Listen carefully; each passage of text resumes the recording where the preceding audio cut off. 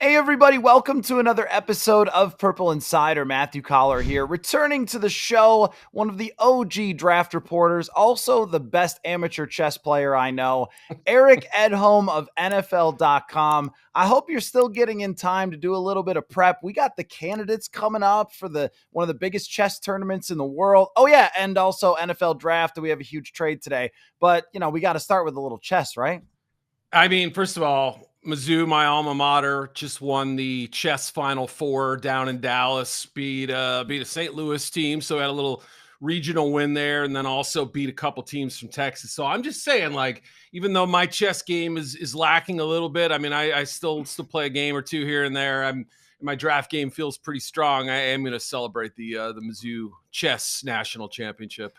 Well, you should. And I think that the amateur chess game is getting stronger and stronger Oh around the yeah. world as so many people jumped in after the pandemic. So now it's harder to be good on chess.com, which you and I both struggle with for sure. But Yep. let's dive into this big trade that has happened just before we decided to record. Usually big stuff happens after I'm done recording. So I'm quite happy That's about right. this.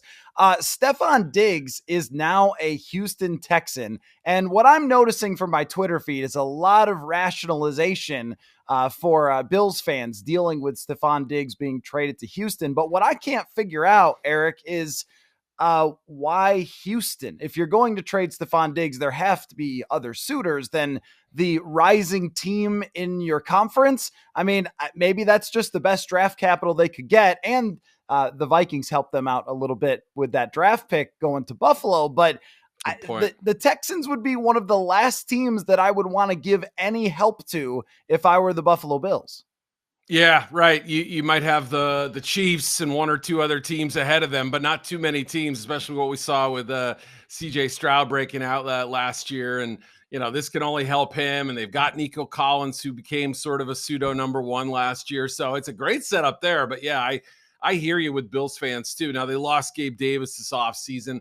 I was never a huge fan. Obviously, he had his moments. He had big games. Everyone remembers the Arrowhead playoff game, 4 touchdowns, but I didn't mind letting him walk. I thought that was actually kind of smart. And, picking up Curtis Samuel at a reduced rate or a reasonable price, I think was a smart move. Khalil Shakir, we saw at the end of last year. But, I don't know if this almost sort of, pushes them into drafting a wide receiver in the first round at this point. But you feel like it's,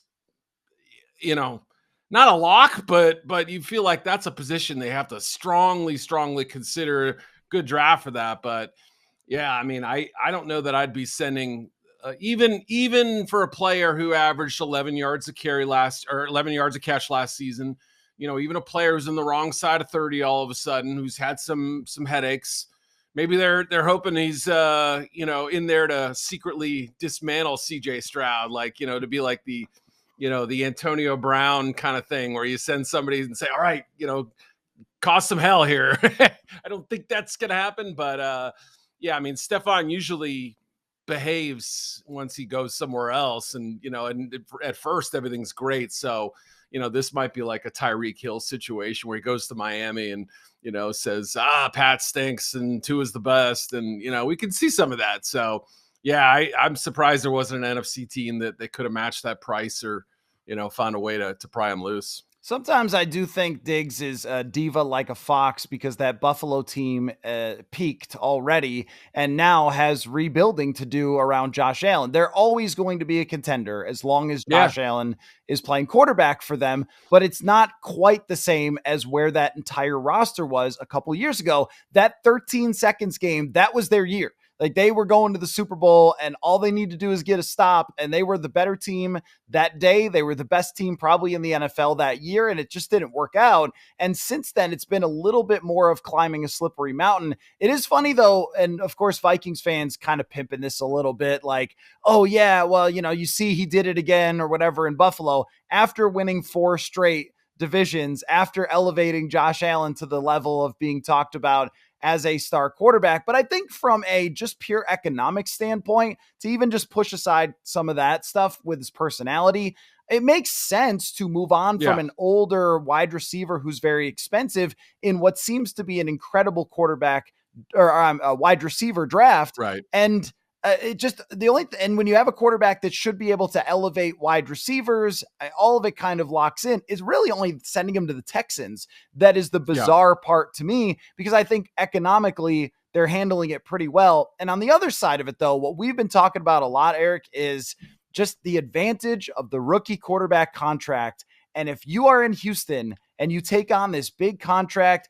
you put him with Nico Collins and Tank Dell, I mean, you are just like spoiled here because you have a great quarterback on a rookie contract. And this is what the Vikings are trying to eventually do at some point here. Yeah, no, that advantage cannot be overlooked. And when Josh's salary went from, I don't remember the exact numbers, but let's say 17 million to 47 million against the cap, even with a salary cap that went up by a factor of at least 5 to 10% more than what was expected, right? I mean, we've seen these 10, 11% jumps every single year, or, whatever it is, 7 to 8, 10%.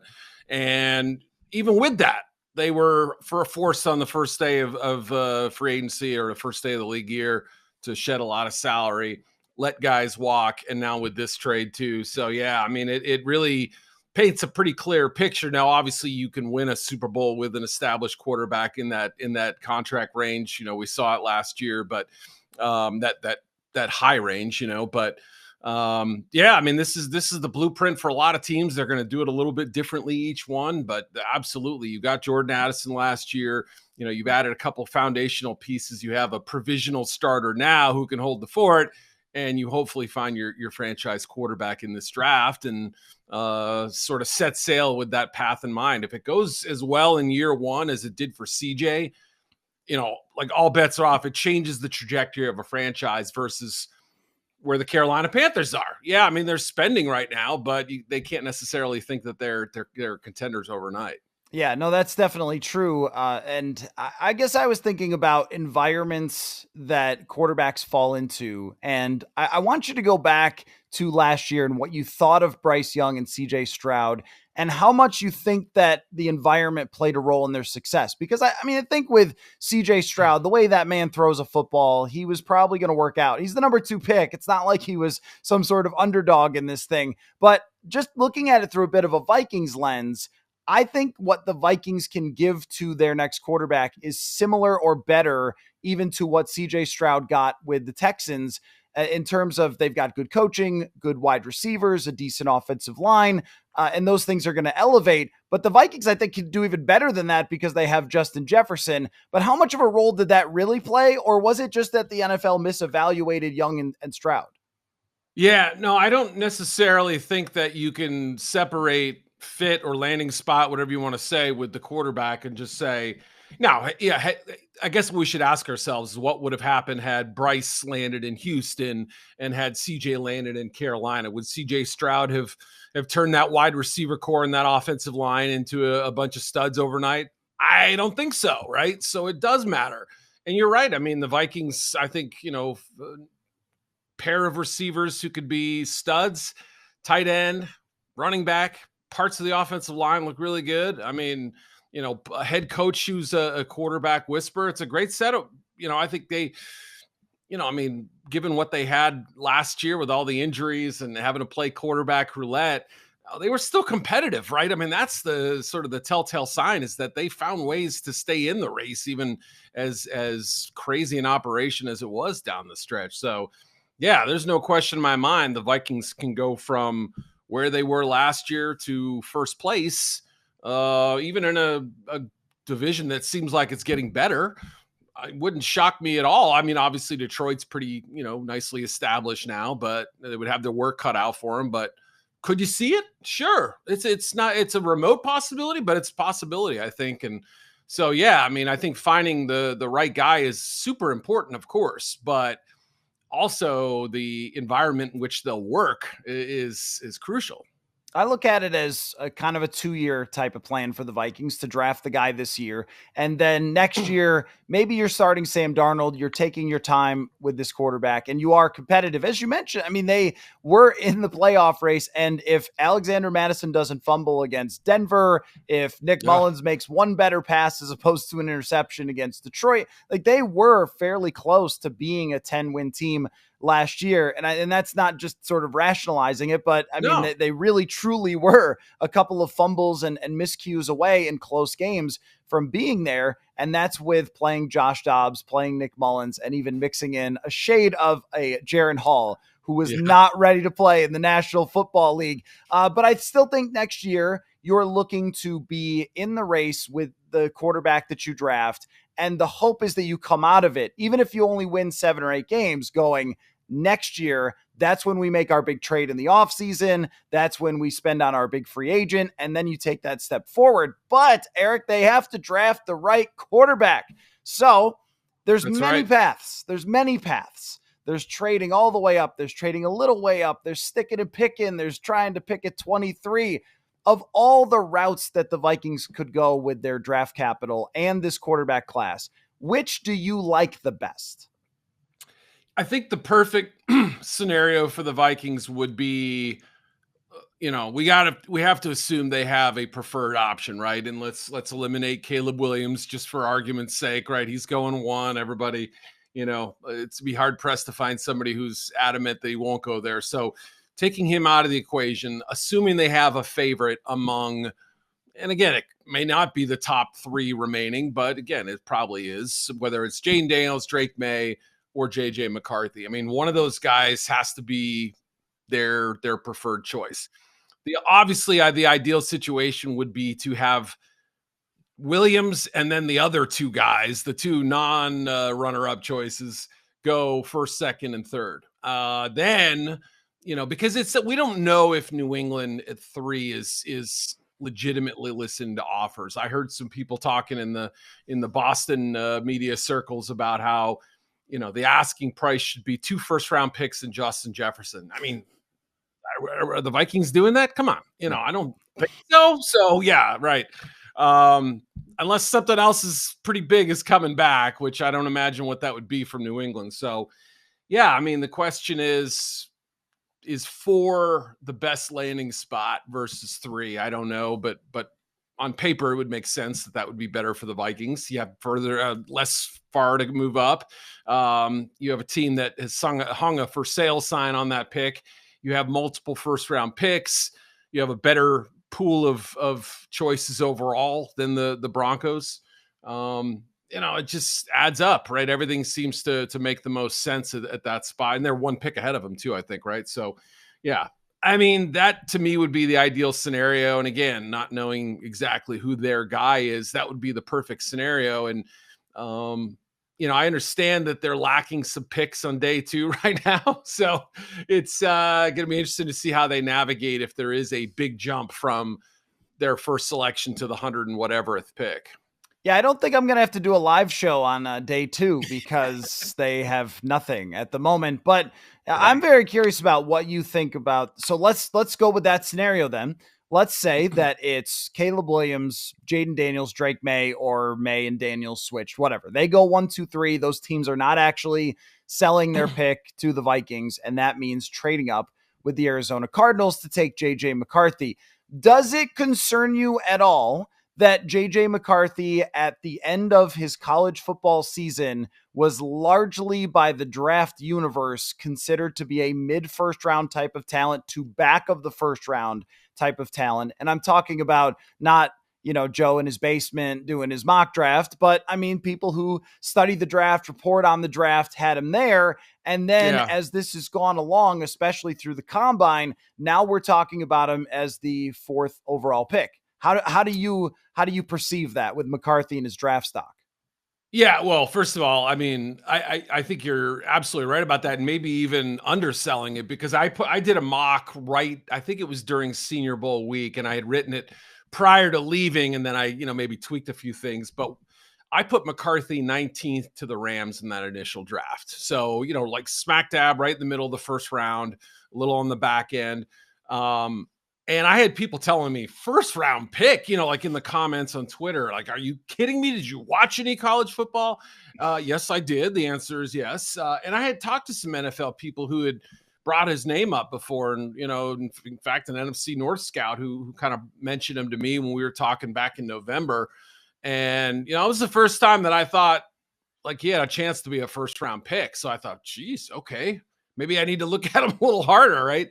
And it's not like JJ McCarthy was bad in college. Obviously, he won a national championship, played in the college playoffs the year before, generally took care of the football, good athlete, has a better arm. I think we've seen throughout the process. Now they've gotten the stretch of, at his pro day, at the combine, he threw it both places, throws the ball nicely. There's some good footwork, good mechanics. He clearly won teams over in the interview process. And it's the kind of, intangible factor that, the analytics can't put a number on it. There's no true draft value for that. And I always fall back on the idea that, whatever that quality is, that do whatever it takes to win, equanimity in the face of pressure, being able to be a locker room savant and work with all different kinds of people. Those are all qualities that are super important to the quarterback position. And as that interview process has evolved, whether it's combine, private meetings, other places along the way, JJ's blown some teams away. There was even a team, and you can look up who talked to him. I won't say who it is, but a team that doesn't need a quarterback, and you would see him on the list of like, why would you interview JJ McCarthy if you're not interested? But now, obviously, McCarthy could talk about his teammates too and whatnot. But they said they were just sort of like, almost to the point where like, we wish we needed a quarterback. This would be a good year to have it. And we thought he had some special quality about him. So, tangibles, good, maybe even very good, but the intangibles seem to be what people are blown away by inside league circles. So, does that sound like a little bit of a fluff job? Like we're trying to put a bow on a pig here? Yeah, but obviously he's got NFL type ability. It's just the consistency and the accuracy, especially outside the numbers. I feel like, there were some throws wide of the mark where you go, wow, so there's just always something leaving you wanting a little bit more in terms of that, but everything else looks pretty darn good to me. So, yeah, I guess what my big question is it real, or is it something that, they want us to think about McCarthy and his draft stock?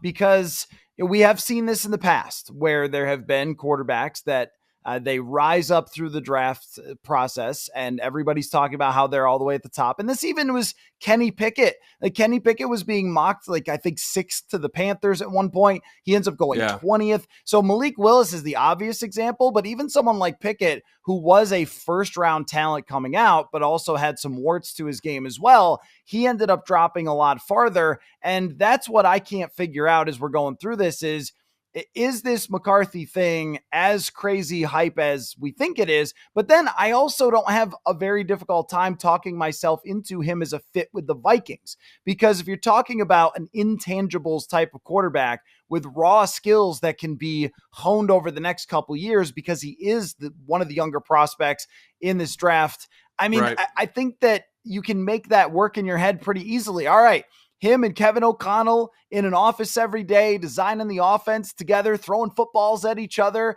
And then he goes out and works with Josh McCown on the footwork and the details of the offense. And hey, look, the guy could scramble if he got pressured, right? That's one thing that I do like a lot about him, is he's got very quick feet. So I'm of kind of two minds, because as I watched college football this year, I was very like, I don't know, he's just a guy. And I'm watching Penix and going, okay, now that's a first round quarterback. And then we get to draft season and I'm told, no, you're completely wrong. Penix is a second round pick. McCarthy, is it also possible that we are sleeping on Penix a little bit because there was more concern than necessary about the knees, for example?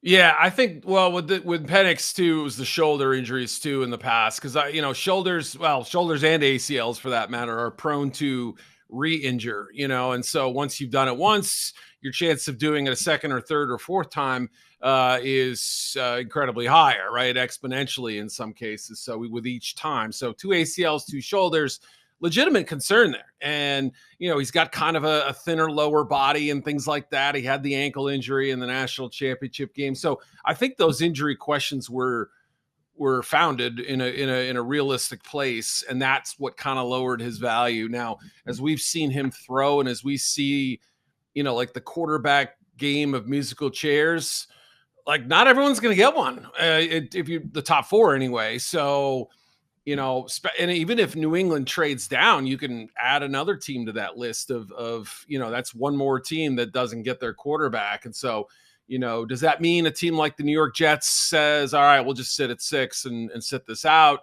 Does it mean that the Broncos say, well, we'll kind of let the draft come to us? I don't know, right? Where Bo Nix and Michael Penix fall is going to be fascinating. Could they be first-round picks? Sure. Could they both slip to the second? Could one slip to the second? I think all those scenarios are alive, but I will say that I haven't really sensed like this was some ginned up operation, and I've heard people's theories about, Jim Harbaugh. Oh, he's been talking him up because he's picking 5th. So he wants the better player to fall to him, the better non-quarterback, because he's got Justin Herbert. That's a great theory, except he had to be playing some real chess if he was starting this talk back in, like November, saying he's the best quarterback in Michigan history, where he played, where Tom Brady played, where the few other pretty good quarterbacks played. So, I feel like Jim's whole thing has been earnest, and I feel like the NFL interest in McCarthy has been earnest too. But then again, you never really know. Matt Leinart had to wait a little bit, and he was kind of that guy who was talked up. And Mac Jones was rumored to be the 3rd pick in the draft. And, you mentioned Pickett. How high was he going to go? Top 10? No, it's 20th. So I suppose that scenario does exist if the teams that liked him either aren't eager to move up for a quarterback or they ended up having one guy higher than him and they took that player. So you never really know in these cases. Do you think if New England was selling for less than the price of Justin Jefferson, I love Boston Sports Radio is the gift that never stops giving, right? I mean, it's just incredible. But let's just say instead of the greatest receiver on earth, that the Vikings were giving up 3 first-round draft picks, 11, 23, and then from 2025. Is that worth the gap between JJ McCarthy and Drake May? Because it has been my opinion that it is with Drake May. I think the ceiling is a superstar caliber quarterback, and I'm not as concerned about some of the wonky stuff about his tape for this year as I am about when I watch back a game, I go holy bleep about 10 different times a game. And I also think that his team is very bad that he was playing with, but that's not everybody's opinion. I mean, there's former quarterback content creators who think he should be QB9 or whatever. And, look, there's a lot of opinions out there, but I'm curious about how you see Drake May and whether he is worth the big trade. Yeah. Well, first of all, least important part first, like every year there's that one quarterback that everybody has to just, jump on. It seems like Drake's the guy this year. I've heard no buzz whatsoever about Bo Nix. Penix has been kind of the wild card of the group, I guess. JJ's been the hot riser guy. Everyone, Jaden's sort of slowly crept up, but everyone else has kind of stayed in their lanes except for Drake, who went from, the surefire number 2 pick, it seemed like, to yesterday's leftovers. So, yeah, I'm a little bit surprised. And I get the idea that maybe he's not ready to step in week 1. And, people still have nightmares of the Zach Wilson season where, the Jets just said, you're our week 1 starter. You're going to get every single rep in OTAs. You're going to get this is a great plan. Let's just force feed him everything and throw him out there week 1 against Bill Belichick or whatever, So I think there is a little bit of PTSD from that kind of experiment or fear of that happening. But at the same time, don't the Vikings have a pretty good setup for that, right? And Patriots, I guess, too, with Brissett. He's not a terrible quarterback, right? These are guys who are functional. They can get you through a certain portion of a season, maybe even a full season if you need it. So, that should help buttress your decision. If you love May, but worry, okay, I don't know how early we want to play the guy. He's coming from an air raid system. Some of this stuff won't translate. The speed and the timing of everything and the precision that's required. Yeah, all that. But you also played with Jaren Hall last year too, right? I mean, your expectations have already been dropped to a certain level to where I wouldn't imagine, especially with Josh on staff, he knows him and he's worked with him before. I mean, they should know exactly what Drake May is or pretty darn close to what he is and what he could be based on that alone. And so, yeah, I mean, I think it would be a great fit. I'm kind of like you. I would say May would be my pie in the sky option for the Vikings, and McCarthy would be I could see it working option. Absolutely. Would I be doing backflips? Maybe not, but I also can picture that tandem working together. But May, in the long run, maybe he's Josh Allen, maybe he's Justin Herbert, maybe some hybrid of the two or a better version. I don't know. So he's got all the ability and it's there. And he's a smart kid, seems level-headed, seems kind of even-keeled. I love that part about him too. When you say Drake May and you start naming quarterbacks that have a lot of success in the league that are physical freaks, it doesn't strike me as being ridiculous. And so I know, yeah. That when you watch it, like the size, it does matter. Look, I mean, I looked this up the other day that I think it was 13 of the 16 highest graded quarterbacks by PFF were at least 6'2", and even half of them were even taller than that. And it does matter, the arm talent, the athleticism at that size is different than athleticism at 5'11". And you saw him so many times where he's being tackled and he's in the grasp and he finds a way to make a play, whether it's escaping past that or just even not being taken down right away. And so you go through those kind of Matt Stafford, Eli Manning type of huge guys with some athletic element to him, at least early Eli Manning, not old Eli Manning, but early Eli Manning. You can easily envision that. With McCarthy, it's a little harder to just be like, oh yeah, I watched a game and I see him becoming a great quarterback. That doesn't mean it's impossible. It's just so much easier with May. I want to ask you about Bo Nix, though. You brought him up, and it just seems that he should just change his name to Dog Meat. Like the draft analysis world, who loved Bo Nix going into this season and couldn't talk enough about how you were a silly goose if you didn't see it with him at Auburn. He's a first-round talent, and now they can't stand him.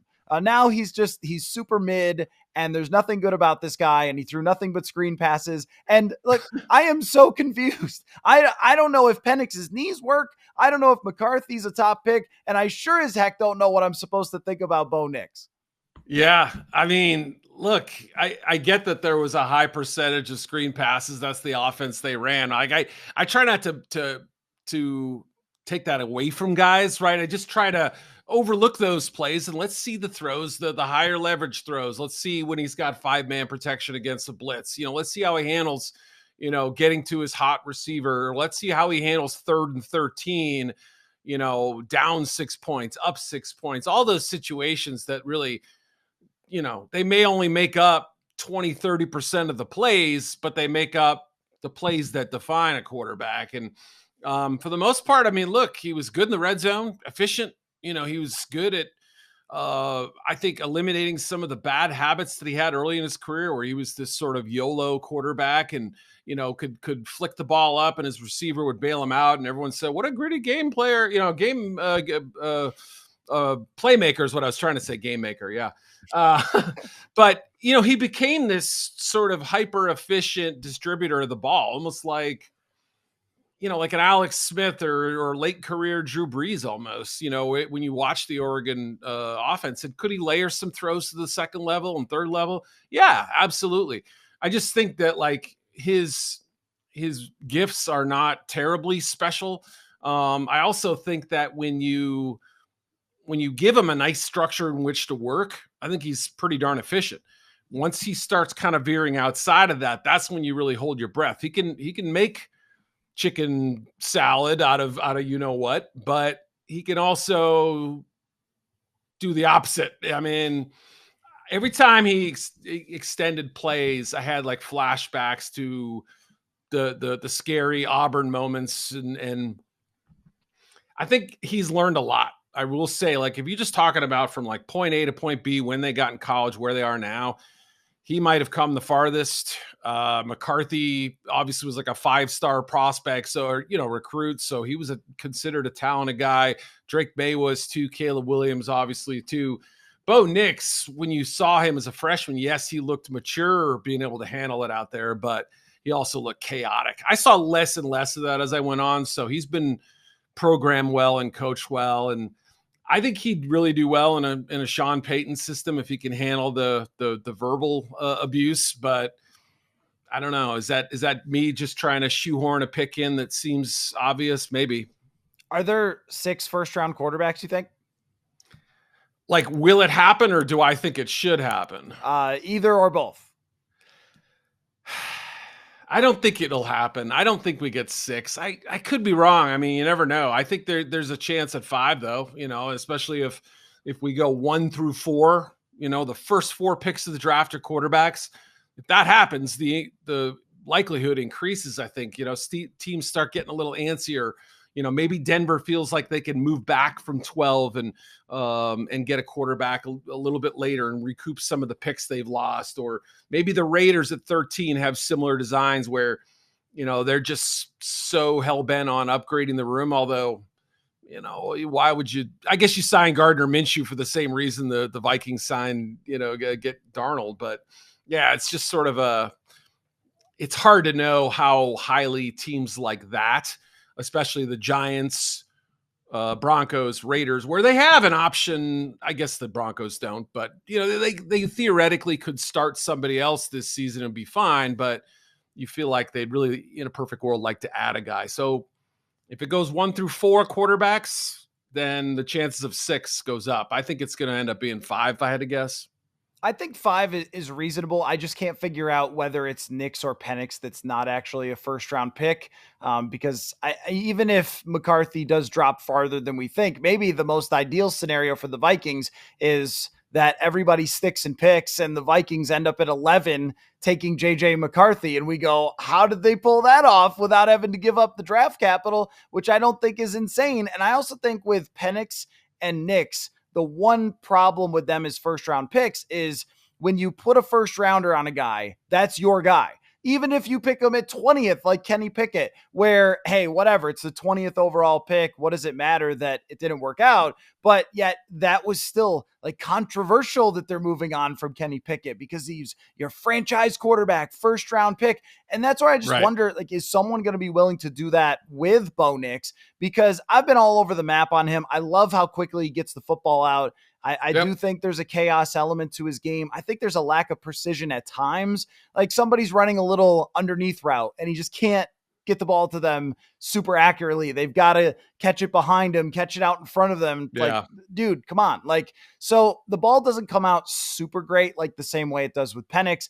And that's the guy that I think maybe people would be hesitant to make your franchise guy. It's also probably why the Vikings do have to trade up, because if you wait till 23, maybe that sounds good in theory, but that's not like, yeah, you're going all in and this is your guy. This is your Kirk replacement. So there's so many moving parts to this thing. What is your away from the draft Illuminati take about this quarterback class? Because eventually all the wide takes by the time we get to the draft have all narrowed, and there's not a whole lot of difference in opinion on draft by the time we get to draft night. So what is yours that you think goes farthest outside of what everybody is thinking going into the draft with these QBs? Yeah, I don't know that I have anything super. I think Penix can be really good. I guess the question is, is his career going to last a long time? And I wasn't real clear on the medical, like how teams viewed the medical stuff. I've gotten the sense that some teams' fears have been a little bit assuaged since, seeing the doctor's notes and seeing the x-rays and seeing what they're working with. So I think that's a good thing, obviously, for him. In terms of just throwing the ball, I was down in Mobile and watching, it's the first day of practice, you go down there and there's only so much you can get from these sessions, despite everybody, going crazy about how much the value of it and all that, from our perspective anyway.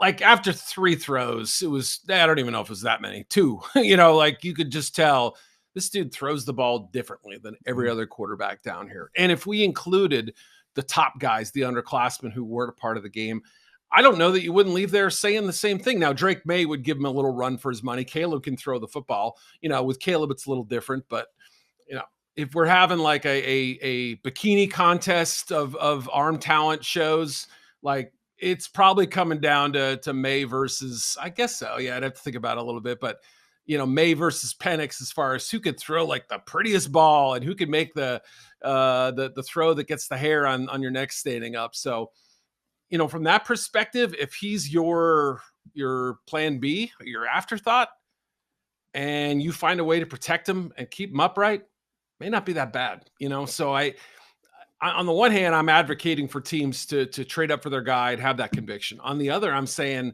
this is one of those rare drafts where the alternative, the fifth best quarterback option, like you could make a case that Penix could have the best career out of all these guys, as long as he, it's requiring some luck. But like if you told me time machine 10 years from now, you go back or go forward and then come back and say, by the way, guys, Michael Penix, 2 Super Bowl rings, it wouldn't totally stun me at all. I feel the same way about Michael Penix. In fact, even if it got to draft night and it was Penix ahead of McCarthy, because it was all just buzz and the NFL decided, right, it would blow everybody's mind. But also, as you mentioned, it also did with Trey Lance, where nobody saw coming that Trey Lance was going to be that guy. And with Penix, it's not just the big arm, which of course we have to remember. This is like what we're doing here, throwing the football over and over and over and over again, of which he was incredibly good at doing in college, but also the guts of that guy, taking a program to where it's never been. I mean, there's a lot of character stuff that I think just matches up, and somebody who's been through it in college versus JJ McCarthy, who hasn't. I mean, we don't know how he's going to react to some of the adversity stuff that comes along, where we know that Penix is going to be able to handle it because he has been through it. That is the most interesting dynamic. I still like Penix better than McCarthy, but I don't know. I mean, if the Vikings draft McCarthy, it's fine. It's a good decision. Last thing for you. Over the years, we've had many discussions about quarterbacks, you and I, and it's always been maybe the Vikings could do it, and then they don't. But now they're doing it. I want to know from you going back, and you've done this for many years. Okay. I think you're at the point in your life where if I call you old, you're not even offended. You're just like, whatever. I'm not. I'm beyond that. It is I've what accepted it is. it. But you've been doing this so long with the draft that you were doing this before there was the draft Illuminati, before there was like 10,000 opinions on every draft prospect. I want you to tell me one where you were really right, one where you were really wrong, and what you thought of that, like what you learned about that, or if it keeps you up at night and things like that. Like take me into your mind as draft reporter, analyst guy. Yeah, I'm going to try to pull up as we talk here. I'm going to try to pull up the draft history page I love looking at when I have it up. So I'm going to try to pull up quarterback here. I'm going to use quarterback because that's obviously the easiest position. Like I could tell you about some Nickelback I loved, and everyone got cares, right? It's stupid, right? Dak Prescott was a good hit for me. I mean, I had him my number 37 or 8 prospect overall. I was kind of shocked that there was this day 2, day 3 debate with him. And I'm going, man, I don't know. I watched him just tear people up this year.